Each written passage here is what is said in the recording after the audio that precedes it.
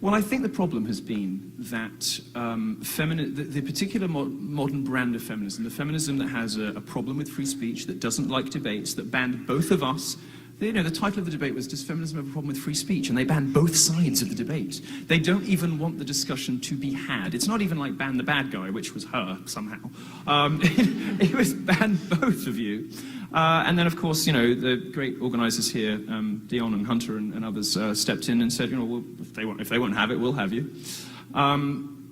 Look, there's a particular brand of feminism which holds almost total sway in the media and in gender studies and women's studies departments. There are honourable exceptions.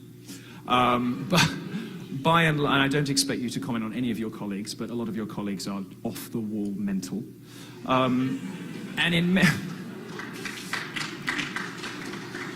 We're in a situation now where students can go to university, they come out dumber than when they went in.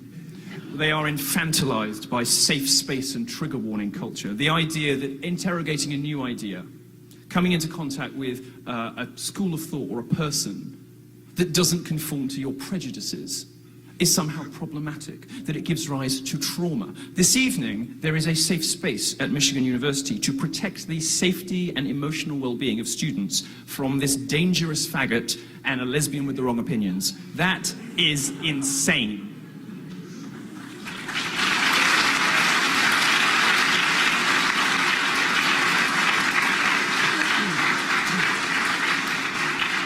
And the worst bit of this is that universities have started to go along with it.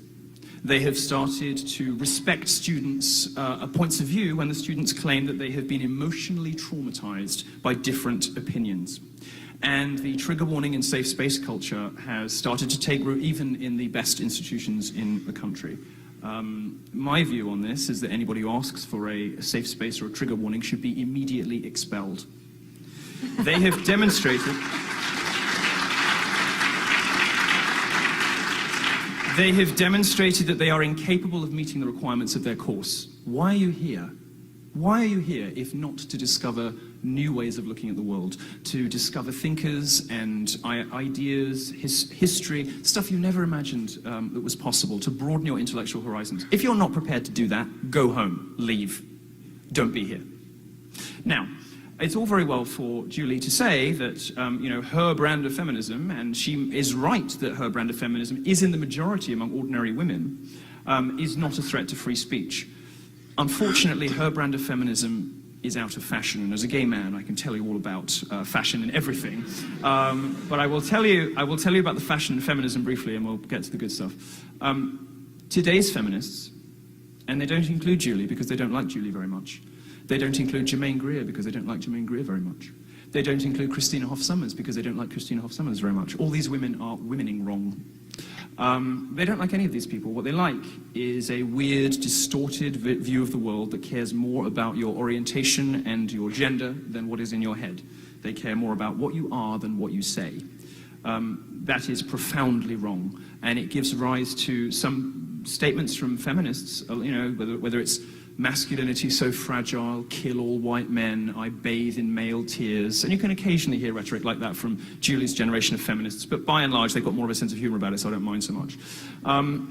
You get the sense with the third wavers that they sort of mean this stuff. And very often, when you hear the rhetoric coming out of whether it's Vox or Gawker or BuzzFeed or Mike or university departments or even in some cases the entertainment industry, we're really left in no doubt that feminism is, as Christina Hoff Sommers says, a sort of female chauvinism. And it's a kind of female chauvinism that knows it can get away with anything.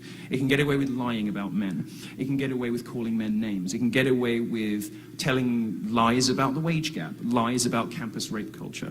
You're going to hear in this debate a lot of stuff, and we're going to disagree on a lot. And Julie is not a free speech fundamentalist in the way that I am. But one thing that we are united on, I think, is that this particular modern brand of feminism is cancer.